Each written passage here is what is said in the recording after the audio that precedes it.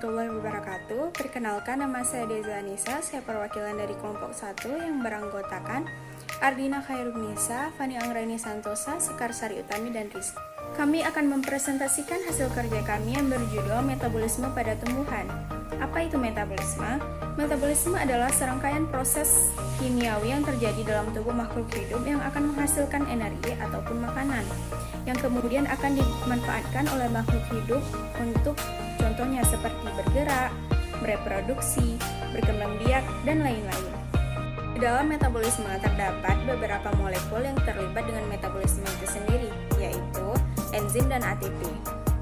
Selanjutnya akan dilanjutkan oleh Saudari Rizka. Terima kasih saya ucapkan kepada Saudari Deza Anissa. Selanjutnya saya akan menjelaskan tentang molekul yang terlibat dalam metabolisme. Yang pertama ada ATP, nukleotida atau senyawa organik yang tersusun atas adenosin, gula, ribose, dan 3 buah fosfat. Yang kedua ada enzim, yang merupakan senyawa organik yang tersusun atas protein yang berperan sebagai katalisator atau mempercepat laju reaksi kimia. Enzim dipengaruhi oleh beberapa faktor, di antaranya suhu.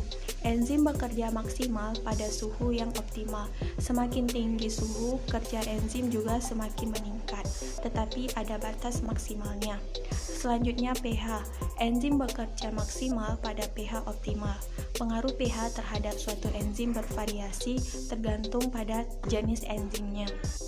Faktor selanjutnya yang mempengaruhi enzim adalah kadar air, jumlah enzim, konsentrasi enzim, serta inhibitor.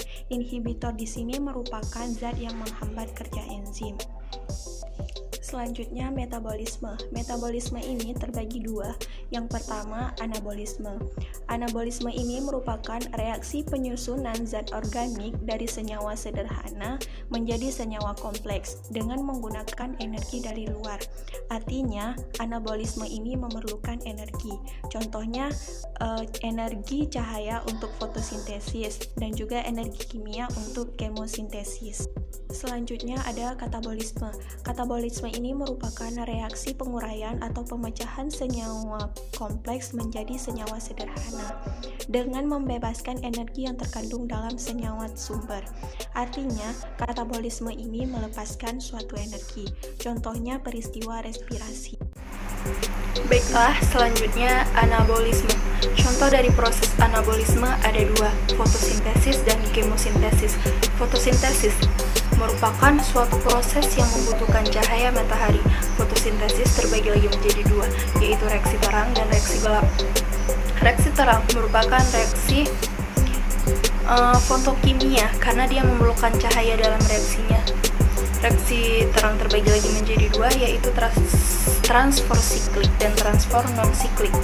Transfer siklik merupakan proses yang membentuk siklus pada fotosistem 1. Dia menghasilkan ATP. Yang kedua, transfer non-siklik, dia tidak membutuhkan siklus yang terjadi pada fotosistem 1 dan 2. Dia menghasilkan ATP atau NADPH. Kemudian, proses anabolisme pada kemosintesis.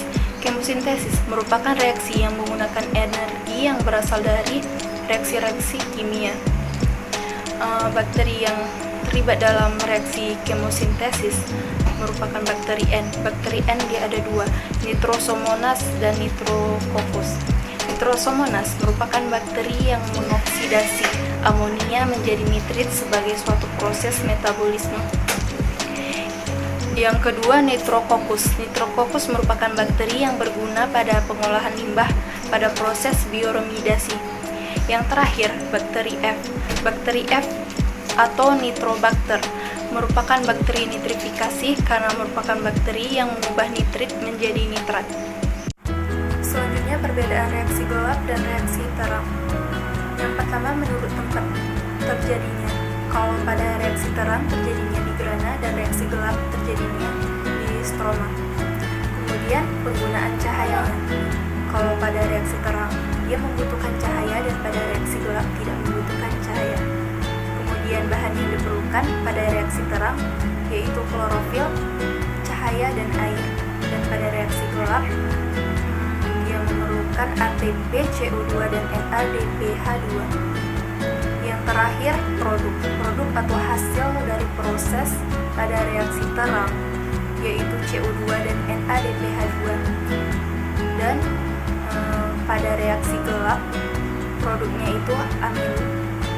Baiklah, selanjutnya akan dilanjutkan oleh saudari kita, Ardina Khairunisa. Perbedaan transiklik dan non-siklik.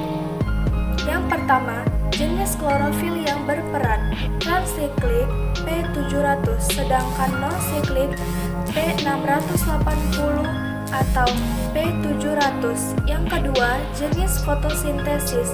Transiklik fotosistem 1, sedangkan non-siklik fotosistem 2 dan 3. Yang ketiga, produk yang dihasilkan.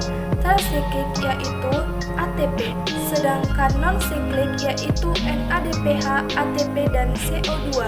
Yang keempat, proses. Transiklik elektron dari P700 melalui sistem transfer kembali lagi ke P700, sedangkan non-siklik elektron dari P680 melalui sistem transfer menuju ke P700 dan tidak kembali lagi ke P680.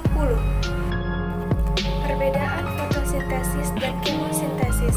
Yang pertama, bahan dasar fotosintesis zat-zat organik yaitu H2O dan CO2, sedangkan kemosintesis zat-zat organik yaitu NO2 dan CO2.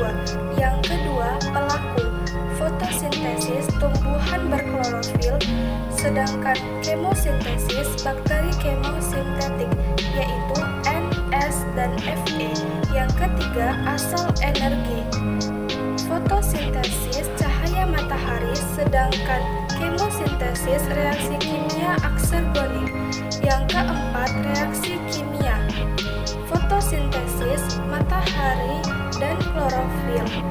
12H2O ditambah CO2, C6H12O6 ditambah 6O2 ditambah 6H2O, sedangkan kemosintetis nitritasi dan nitrosomonas yaitu NH4 ditambah O2, NHO2 ditambah E, nitritasi dan nitrokobakter yaitu HN3 ditambah CO2 dan HNO3 ditambah E. Kemudian akan dilanjutkan dengan saudari Sekar Sari Utami. Respirasi terbagi menjadi dua, yaitu respirasi aerob dan respirasi anaerob. Respirasi aerob memerlukan oksigen. Respirasi aerob menghasilkan H2O, tidak menghasilkan senyawa sampingan. Jumlah energinya adalah 38 ATP. Respirasi aerob memiliki 4 tahapan. Yang pertama, glikolisis. Yang kedua, DO asam pirufat. Yang ketiga, siklus Krebs. Yang keempat, transport elektron.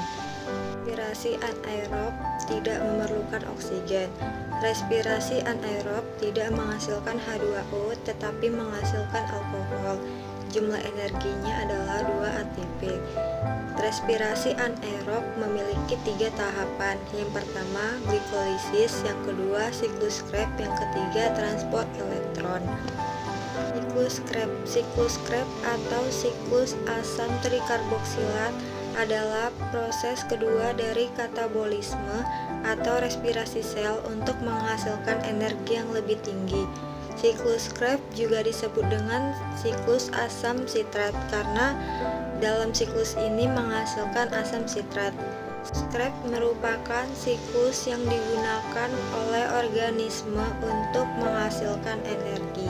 Demikianlah hasil presentasi kami. Lebih dan kurangnya kami mohon maaf.